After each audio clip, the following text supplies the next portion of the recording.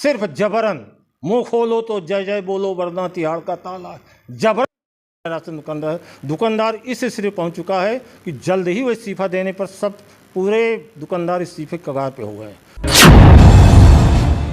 भाई दुकानदारों के पास इतनी इनकम नहीं है, 2-3 हज़ार रुपये महीना मुश्किल से बच पाता है। 60-70 हज़ार रुपये का सबका ड्राप आ रहा है, 3 महीने में लाखों के ऊपर जा रहे हैं कि पैसा कहाँ से आएगा। किसी तरह उसकी जीविका चल रही है तो और घर से लग नहीं सकता, है ही नहीं पैसे, तो इसलिए ये तो प्रॉब्लम खड़ी होगी। अगर इस प्रॉब्लम को अगर माननीय मुख्यमंत्री जी नहीं सॉल्व करेंगे तो सब लोग को चाबी देनी पड़ेगी, अपना बंटवाएंगे वो अपना व्यवस्था करके सरकारी तंत्र से जैसे भी हो सकेगा।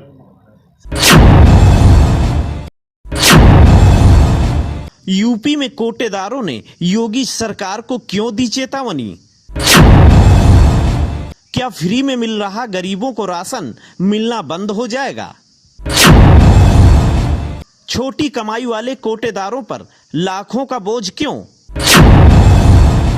भ्रष्टाचार विरोधी नीति और पारदर्शिता पर सरकार पर क्यों उठ रहे सवाल? बात सिर्फ उत्तर प्रदेश की नहीं, अगर पूरे देश की जाए तो ज्यादातर हिस्सा ग्रामीण और इस ग्रामीण में बसने वाले करोड़ों लोग गरीब और अत्यंत गरीब हैं।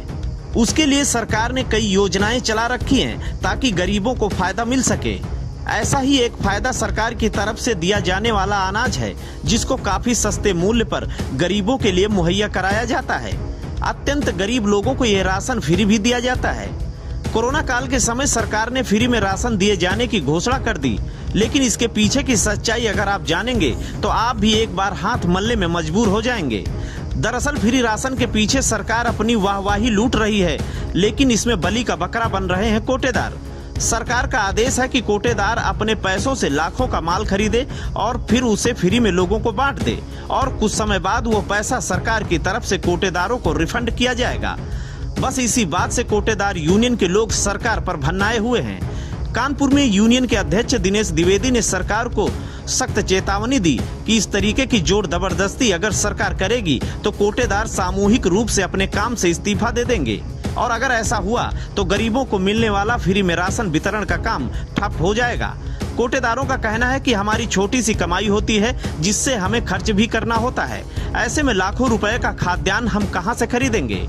कोटेदारों ने आरोप लगाया कि सरकार ने ई-पॉस मशीन के प्रयोग के लिए सभी कोटेदारों को 17 रुपए प्रति क्विंटल के हिसाब से पैसा देने की बात 2017 में कही थी, जिसका भुगतान कोटेदारों का लाखों में है और सरकार 4 साल बाद भी नहीं दे पाई।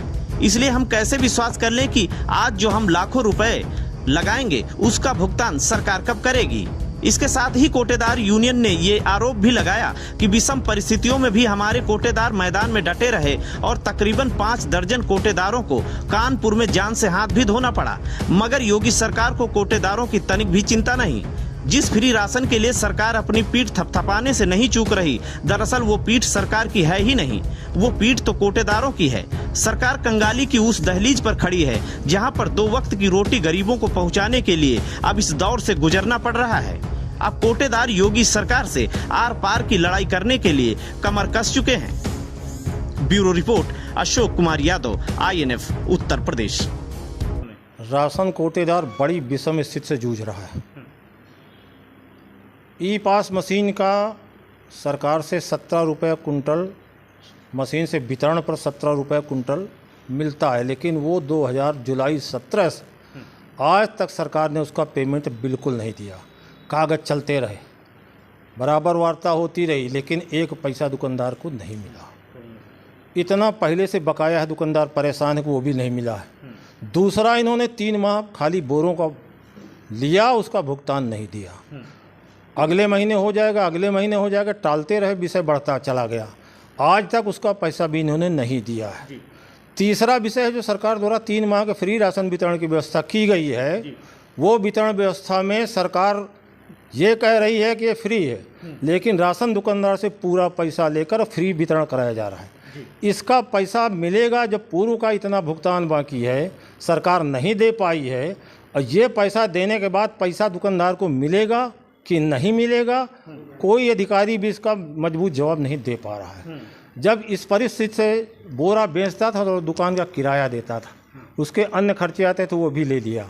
कमीशन नाम की चीज़ इतने दिन से 70 रुपये कुंटल में दुकानदार किस तरीके से जिंदा है, बड़ी कठिन विषय है। अब है कि 17 रुपये कुंटल कुछ भी देने के नाम पर कुछ भी नहीं है, सिर्फ जबरन मुँह खोलो तो जय जय बोलो वरना तिहाड़ का ताला। जबरन राशन दुकानदार इस स्थिति पहुँच चुका है कि जल्द ही वो इस्तीफा देने पर सब पूरे दुकानदार इस्तीफे कगार पे हो गए। मैं मुख्यमंत्री से आह्वान करूंगा कि दुकानदारों पर इतना दबाव, वो पैसा लाकर कहां से जमा करेगा? जब फ्री व्यवस्था है तो आपको फ्री देकर फ्री बंटवाइए, पैसा लेकर के फ्री बंटवाने का कौन सा नियम है? तो मैं यही आह्वान करूंगा कि दुकानदारों को इस विषम परिस्थितियों में सहयोग नहीं किया, जांच खाली होगी दुकानदार के बारे में, उसकी पीड़ा समझने वाला सुनने वाला कोई व्यक्ति है ही नहीं। तो मैं आह्वान करूंगा कि जल्दी ये व्यवस्था, पैसा से जब नहीं आपको फ्री दिलाना है तो पैसा जमा न करवाया जाए, फ्री दिया जाए और फ्री वितरण कराया जाए, उसमें कोई आपत्ति नहीं। लेकिन सरकार नहीं सुन रही। इस सरकार में इतना दुकानदार जूझता रहा है कि बिल्कुल इस्तीफे कगार पर पहुँच कर मजबूरी झेल रहा है कि तो ये विषय है हमारे महामंत्री जी से। महामंत्री जी, अगर इस तरीके से अगर चीज़ें चलेंगी तो क्या सारे लोग इस्तीफा दे देंगे या छोड़ भागेंगे अपनी? हाँ, जो संगठन में सभी तय होगा एक राय से, उसी तरह सभी दुकानदार उचित विक्रेता निर्णय लेंगे और जो है उस पर एक्शन लिया जाएगा। और अगर इसी तरह स्थिति रही तो मजबूरन इस्तीफा देना पड़ेगा, दुकान छोड़नी पड़ेगी।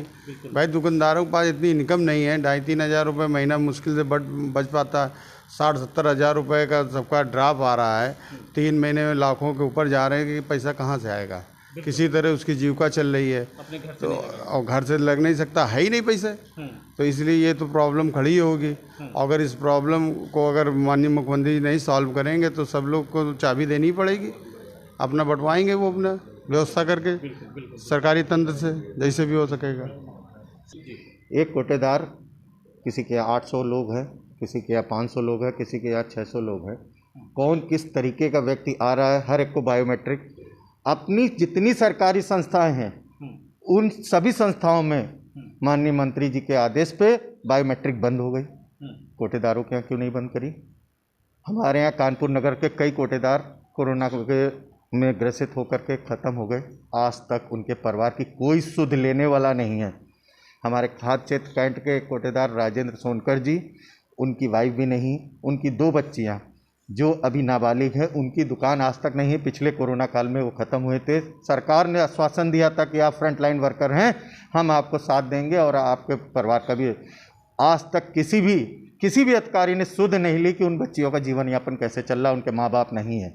माननीय मंत्री जी कहते हैं, मुख्यमंत्री जी, कि हम हर बच्चे, अनाथ बच्चे का भरण पोषण करेंगे। किस बेस पे करेंगे जब कुछ दिखता नहीं? और रही बात, हमारे राशन विक्रेता इस समय हर तरीके से शोषित किया जा रहा है। सिर्फ शोषित हर तरफ से।